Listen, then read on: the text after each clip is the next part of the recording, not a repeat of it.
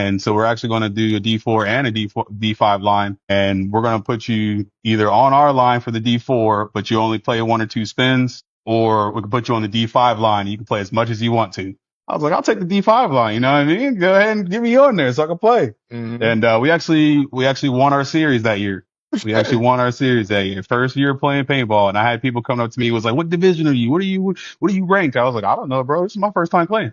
So So this from there, it's just keep going, you this know? is in Virginia, so that's what the NGXL is. That's what they have down there. They play out of, EPL. Okay. So they do practice with the NRG guys, the NRG elite guys. Yep. So I know a lot of the guys that, that play on that team there, and, a lot of them are doing great things now. A few of the guys that I used to play with back in the day, man, most of them are either playing pro or semi pro. So I'm like, all right, well, I gotta keep pushing because I gotta be great like my friends. You know what I mean?